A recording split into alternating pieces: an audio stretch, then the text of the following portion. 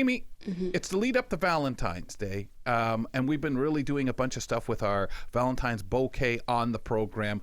Started earlier in the week, and we're going to be continuing it. You handle our arts and culture angle, and there are some different ways out there, to tell people out there some creative ways that we love them.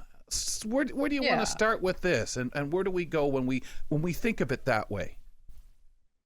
Yeah, well, I think first of all, Valentine's Day has become very commercialized. We all know this. We are told what we need to buy and made to feel bad if we don't have a partner and all of those kinds of things. The FOMO of, I didn't get a date or I didn't get a thing for Valentine's Day. But I think we need to remind ourselves that Valentine's Day, doesn't have to be about having a partner, but can be about, spending time with your family or remember when you were a kid and you used to make a Valentine's card for your teachers and the other kids in your class. Everyone in the class. The classmates with the little chocolates. Everybody, exactly. Oh, yes. Exactly, right? So I think it's just about, spending time with people that you love and appreciate. So that could be work colleagues. It could be anybody, a group of friends, found friends, found family, all of this kind of thing. So I just want to encourage people that it's, if you're sitting at home, I'm a single person. So I'm not going to tell myself that I'm a sad sack if I don't go out on Valentine's Day. I'm out by myself. Leave me alone. Yeah, that's right.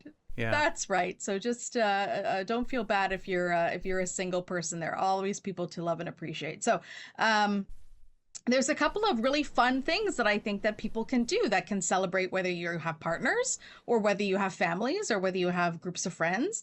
And one of the things that I think would be super cool is a Valentine's Day scavenger hunt. I love scavenger hunts. The first one I was ever a part of was actually for my birthday, and I was grade 7. So how old are you in grade 7?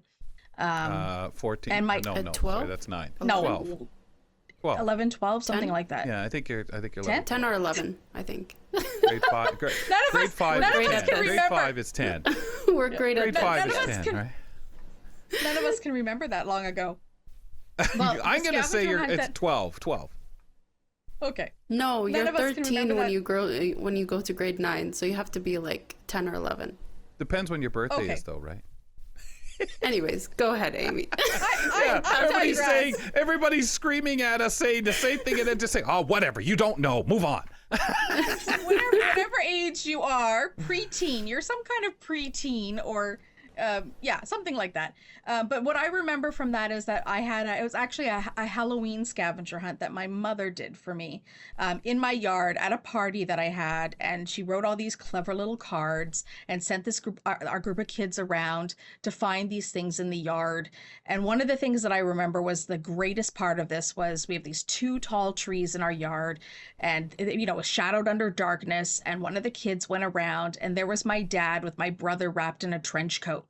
And they were wearing those glow in the dark Jason masks. Yes. And they went around and my dad opened his trench coat and out popped my brother and scared the poop out of everybody, right? But it was the funnest thing to do. So now imagine doing this for Valentine's Day, right? You're in your local city and maybe you're giving clues to places that you went on dates with a partner. And then it ends up in a place that, you want to have a romantic dinner at, or groups of friends where you're just going on places around your city, and you're going to end up in a place where you're going to have dinner with, but just fun places to visit. And then you're stopping by and grabbing a coffee at this place and going for a walk on that place, or having a picnic under this tree, because you've created a little scavenger hunt. And I think that would be so much fun to do. So somebody's got to build that for me, because I just think that would be awesome. So that's one of the things you can create. Yeah, Nisreen, how would you do that? Would you do it, Nisreen, where you're sending people around to places where there's the romantic stuff to buy? I love Amy's idea of ending up at that eatery, whether it's, again, for the family, for your partner, for whatever it might be. You could be so inclusive. What would be your road to we used to do a lot of scavenger hunts. I thought they were cute too. But yeah, I would choose the romance into it, where you could make a poem to kind of give a hint. Oh, you have to go on our first date. And this is kind of tricky, because if the person doesn't remember, you're screwed. You get mad. Oh, you'd get all annoyed. Yeah, I would get annoyed. That would just ruin the whole day. Especially your first but date yeah, or something. This is a test as well. So scavenger hunt plus test to test your partner of if they remember anything about your anniversary or date. But like you I mean, said, if Amy, you could do that with Yeah. friends so easily too, like whether it's a few friends, your closest, buddies that you do stuff with, and just go on a whole thing of places that you tend to frequent or did. Yeah, absolutely. I mean, can you think of that if you wanted to do that as a proposal scavenger hunt? That Right. would be Oh, yeah. adorable.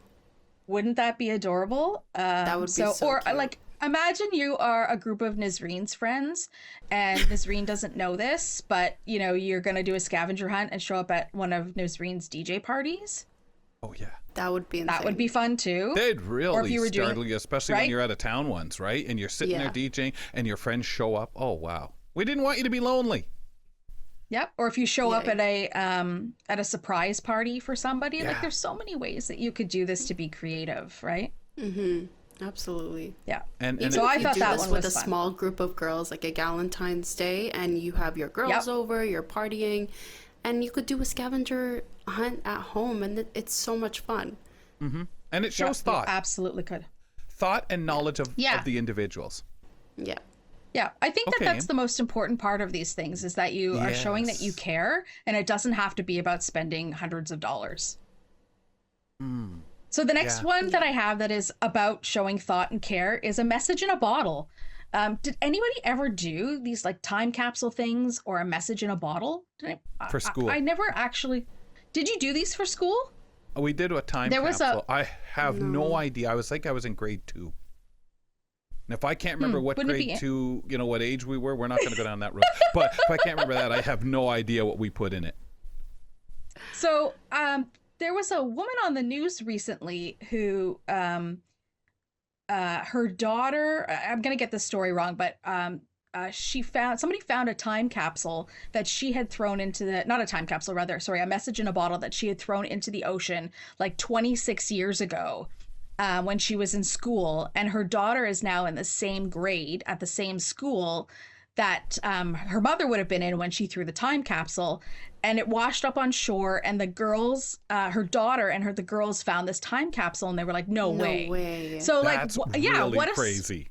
right? What a circular moment that was. And so, That's the wild. mother was like, no way, you found my time capsule? Yeah. So, or my message in a bottle. So how fun would it be to create a message in a bottle for someone in the future, for, a friend that you've never met, thinking that when you find this, look me up, we're meant to be best friends, or we're meant to be partners for life, or whatever Yeah. it is. I think that just even if you're just writing a message saying, right now this is what's happening in life, this is where we are in this period of time, here you go, universe, send this on its way, and somebody will find it. And with the internet and social media and all sorts of ways to connect with people, it shouldn't be difficult to be able to have somebody, if it's found, to have somebody connect Yeah. with you. So I think that would be super cool. Yeah, so this one is, I'm calling this a garden in a bowl. Some people call this a terrarium, but this is a really interesting way of just being cool, I guess. But you get a glass bowl that's kind of like a little fish bowl. You can do this in any size, and you can create these any which way you want. So you can go down to your local beach if you want to. You can buy, things from the dollar store. So you just get like a little layer of sand or some pebbles.